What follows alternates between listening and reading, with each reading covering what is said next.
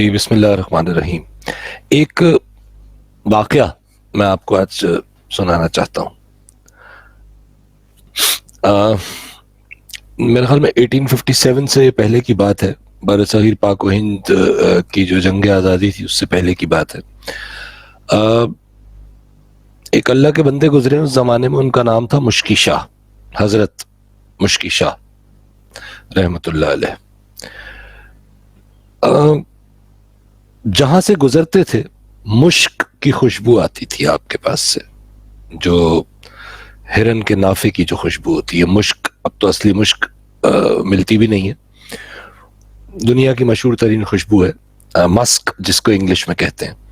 تو آپ کے جسم مبارک سے مشک کی خوشبو آتی تھی، اور جہاں سے آپ گزرتے تھے پورا آس پاس کی جگہ، پورا اطراف کا جو حصہ تھا اور وہاں جو لوگ موجود ہوتے تھے وہ اس خوشبو سے مسحور ہو جاتے تھے، اور وہ حیران تھے لوگ کہ یہ کیا ماجرا ہے اور یہ خوشبو کیوں کر آتی ہے، کیسے آتی ہے.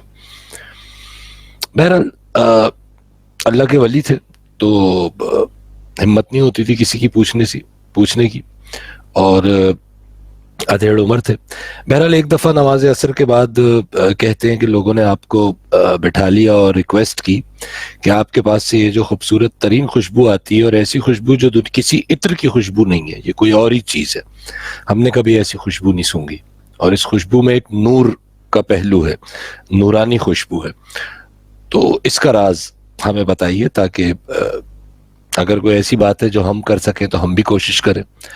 تو بہرحال آپ نے اللہ کے بندوں کی رضا کے لیے اپنا واقعہ سنایا، اور وہ واقعہ کچھ اس طرح تھا کہ آپ نے بتایا کہ ایک دفعہ جوانی میں آپ بہت خوبصورت تھے اور بہت ہی حسین مرد تھے، اور کئی خواتین جو تھیں وہ ان کی نگاہ آپ کے ساتھ آپ پہ پڑتی تھی، اور وہ آپ سے تعلقات استوار کرنا چاہتی تھی. انسان ہر زمانے کا ایک ہی جیسا.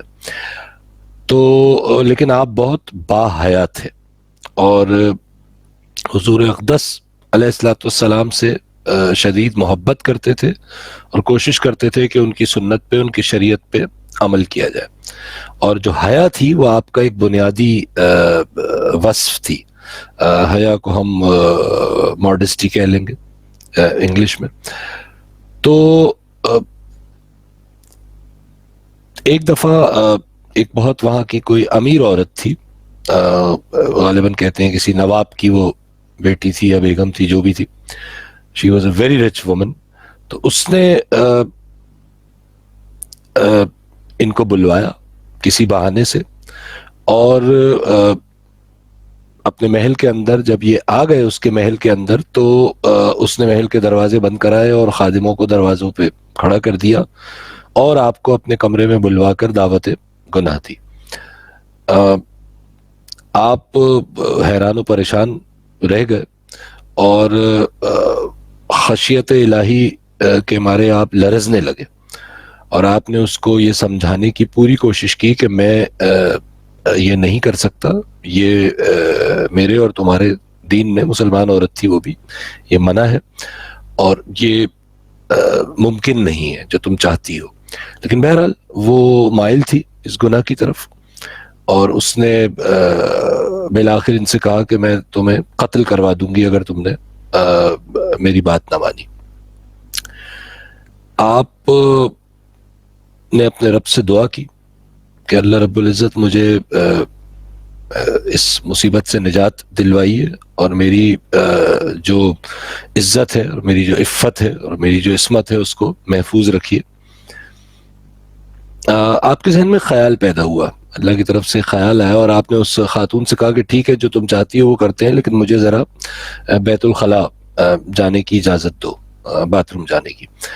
تو اس عورت نے کہا ٹھیک ہے، اور اپنے غلام کو ان کے ساتھ کیا، اور وہ باتھ روم کا. اچھا، ان کا خیال تھا کہ باتھ روم ظاہر اس زمانے میں اس طرح کے پکے تو نہیں ہوتے تھے معاملات باتھ روم وغیرہ، تو انہوں نے کہا شاید وہاں سے کوئی نکلنے کا راستہ ہو. لیکن جب وہ باتھ روم گئے تو وہ بھی محل کی طرح ہی پکا بنا ہوا تھا، اور اس سے نکلنے کا کوئی راستہ نہیں تھا. اب آپ وہاں پہ بے حد پریشان ہو گئے، کیونکہ یہ آخری چیز تھی جو آپ نے کی تھی، اس کے علاوہ آپ کوئی چارہ نہیں تھا. آپ نے اپنے اللہ سے دعا کی تو اللہ رب العزت نے آپ کے ذہن میں ایک اور خیال ڈالا، اور اس خیال کے تحت آپ نے اس باتھ روم کی جو ٹوائلٹ ہول تھا اس میں ہاتھ ڈالا، اور جتنی نجاست اور غلاظت وہاں پہلے سے موجود تھی وہ نکال کے آپ نے اپنے چہرے پر اور پورے جسم پر مل لی. ذرا غور کیجئے. جب واپس اس عورت کے پاس پہنچے تو آپ کے جسم سے بے حد بدبو آ رہی تھی، اور منہ پر اور جسم پر غلاظت لگی ہوئی تھی، نجاست لگی ہوئی تھی. تو اس عورت نے ایک بہت ہی برا منہ بنایا اور اس نے کہا کہ تم پاگل ہو، اور ان کو برا بھلا کہہ کر اور دھکے پڑوا کر محل سے باہر پھینکوا دیا. محل سے آپ کا گھر کافی فاصلے پر تھا. راستے میں جہاں جہاں سے آپ گزرے لوگوں نے آپ کا مذاق اڑایا، کچھ لوگوں نے پتھر پھینکے، مٹی پھینکی، بچوں کو پیچھے لگا دیا، اور بدبو کی وجہ سے قریب بھی کوئی نہیں آ رہا تھا، اتنی بدبو آ رہی تھی آپ کے پاس سے. بہرحال آپ اس پوری بے عزتی کو، ہزیمت کو برداشت کرتے ہوئے اور روتے ہوئے اپنے گھر کی طرف بھاگتے چلے جا رہے تھے، اور کہہ رہے تھے کہ اے میرے مالک، مجھے محفوظ کیجئے، مجھے محفوظ کیجئے. اس قسم کے کلمات ادا کرتے ہوئے آپ اپنے گھر پہنچے. گھر پہنچ کے آپ سیدھا غسل خانے میں گئے، اور وہاں پہ آپ نہاتے جا رہے تھے، زاروں قطار روتے جا رہے تھے، اور اپنے رب کا شکر ادا کر رہے تھے کہ رب نے انہیں محفوظ کیا. اور ظاہر اتنی نجاست کو صاف کرنے میں وقت لگا، اور بہت دیر نہانے کے بعد روتے ہی رہے آپ اس پورے معاملے کو یاد کر کر کے، اور روتے روتے آپ کو نیند آ گئی. خواب میں رسول پاک علیہ السلام تشریف لے آئے، اور آپ نے کہا، آپ نے فرمایا حضور اقدس علیہ السلام نے کہ اے میرے امتی، تم نے آج میری سنت کے لیے اور میری عزت کے لیے اور میرے احکام کی اور اپنے رب کے احکام کی بجا آوری کے لیے جو بدبو، جو غلاظت، جو نجاست برداشت کی ہے، اللہ تم سے بہت خوش ہیں، اللہ کے نبی تم سے بہت خوش ہیں. اور یہ کہہ کر آپ نے اپنا لعاب دہن ان کے چہرے پہ مل دیا. بیدار ہوئے، آپ کے پورے جسم اقدس سے مشک کی خوشبو آنا شروع ہو گئی، اور پھر تا حیات یہ مشک کی خوشبو آپ کے پاس سے آتی رہی. بتانے کا مقصد اس واقعے کو صرف یہ ہے کہ فی زمانہ جس چیز کی بے حد کمی واقعہ ہوتی جا رہی ہے وہ شرم و حیا ہے. اور جنرل شاید تھاٹ یہ بن گیا ہے کہ شرم و حیا صرف خواتین کے لیے مخصوص ہے.